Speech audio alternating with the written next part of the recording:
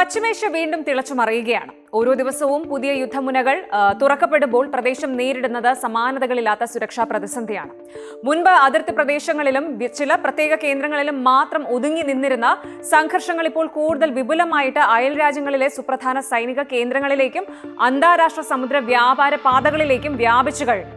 വടക്കൻ ഗൾഫ് മേഖലയിലെ സമാധാന അന്തരീക്ഷം തകർത്ത് കുവൈറ്റിന് നേരെ ഇറാന്റെ ഡ്രോൺ ആക്രമണം ഉണ്ടായതും ലോകത്തിന്റെ എണ്ണപ്പാതയായ ഹോർമുസ് കടലിടുക്കിലും ചെങ്കടലിലും ആക്രമണങ്ങൾ കടക്കുന്നതും ഇതിന്റെ ഭയാനകമായ തെളിവാണ്.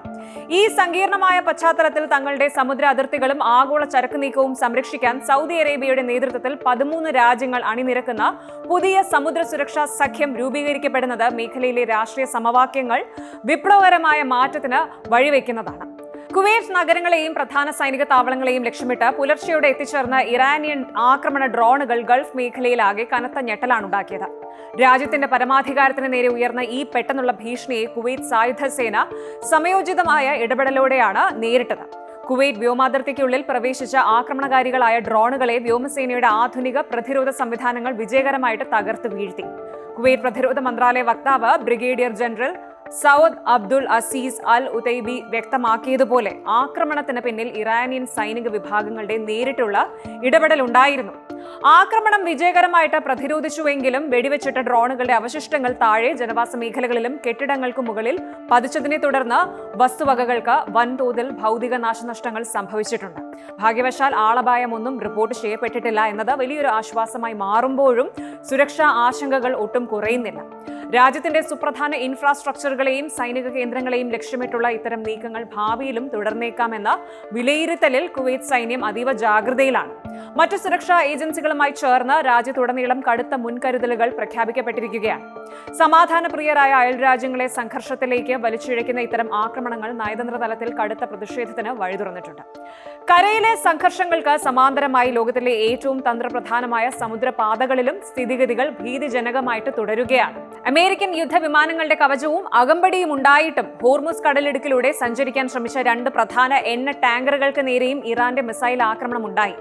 4 ചരക്ക് കപ്പലുകൾക്ക് പോരാട്ടം കാരണം യാത്ര തുടരാനാകാതെ വഴിതിരിഞ്ഞു മടങ്ങേണ്ടി വന്നതായിട്ടും ഇറാന്റെ ഇസ്ലാമിക് റവല്യൂഷണറി ഗാർഡ്സ് അവകാശപ്പെടുന്നുണ്ട്. ഇത്തരം ആക്രമണങ്ങൾ അന്താരാഷ്ട്ര വിപണിയിൽ എണ്ണവില കുതിച്ചുയരാനും സമുദ്ര ഗതാഗതത്തിന്റെ ഇൻഷുറൻസ് നിരക്കുകൾ വർദ്ധിക്കാനും കാരണമാകുന്നു. എന്നിരുന്നാലും ഈ കടുത്ത അനിശ്ചിതത്വത്തിനിടയിലും ആഗോള ഇന്ധന വിതരണം പൂർണ്ണമായി നിലച്ചിട്ടില്ല എന്നതിന്റെ തെളിവുകൾ പുറത്തു വരുന്നുണ്ട്. 20 ലക്ഷം ബാരൽ അസംസ്കൃത എണ്ണയുമായിട്ട് എത്തിയ 2 വൻകിട എണ്ണ കപ്പലുകൾ സുരക്ഷിതമായിട്ട് ഹോർമുസ് കടലിടുക്ക് കടന്നതായിട്ട് വാർത്താ ഏജൻസികൾ ഉറപ്പിച്ചു പറയുന്നു. സമാനമായി ചെങ്കടലിലെ ബാബൽ മന്ദബ് കടലിടുക്കിൽ യമനിലെ ഹൂതി വിമതരുടെ ആക്രമണ ഭീഷണി നിലനിൽക്കെ തന്നെ 25 ചരക്ക് കപ്പലുകളാണ് തങ്ങളുടെ ദൗത്യം പൂർത്തിയാക്കി കടന്നുപോയത്.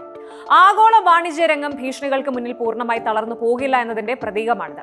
എങ്കിലും അന്താരാഷ്ട്ര ഊർജ്ജ വ്യാപാര ശൃംഖലയെ ഏത് സമയത്തും നിശ്ചലമാക്കാൻ പുകഞ്ഞുകൊണ്ടിരിക്കുന്ന ഒരു അഗ്നിപർവ്വതമായിട്ട് ഈ കടൽപാതകൾ മാറിയിരിക്കുന്നു.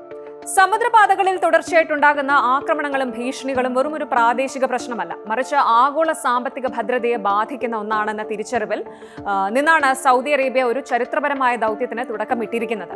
യമനിലെ ഹൂതി വിമതരും ഇറാൻ പിന്തുണയ്ക്കുന്ന മറ്റ് തീവ്രവാദ ഗ്രൂപ്പുകളും ചേർന്ന് ചെങ്കടലിലും ഗൾഫ് മേഖലയിലും നടത്തുന്ന കടൽ കൊള്ളയ്ക്കും മിസൈൽ ആക്രമണങ്ങൾക്കും അന്ത്യം കുറിക്കാൻ സൗദി അറേബ്യയുടെ നേതൃത്വത്തിൽ 13 രാഷ്ട്രങ്ങൾ ഉൾപ്പെടുന്ന പുതിയൊരു സംയുക്ത സേനയ്ക്ക് രൂപം നൽകുകയാണ്. ചരക്ക് നീക്കം സുഗമമാക്കുക, കപ്പലുകൾക്ക് സുരക്ഷ ഉറപ്പാക്കുക എന്നീ പ്രാഥമിക ലക്ഷ്യങ്ങളോടെ രൂപീകരിക്കുന്ന ഈ സഖ്യത്തിൽ തുർക്കി, പാകിസ്ഥാൻ, ഈജിപ്ത്, സുഡാൻ, ജിബൂത്തി തുടങ്ങിയ തന്ത്രപ്രധാന സ്ഥാനമുള്ള രാജ്യങ്ങൾ പങ്കാളികളാകുന്നുണ്ട്. സാമ്പത്തികമായും സൈനികമായും കരുത്തുറ്റ ഈ രാജ്യങ്ങളുടെ കൂട്ടായ്മയ്ക്ക് യൂറോപ്യൻ രാഷ്ട്രങ്ങളുടെ പൂർണ്ണ പിന്തുണയും ഉണ്ടാകുമെന്ന് സൗദി വ്യക്തമാക്കി കഴിഞ്ഞു.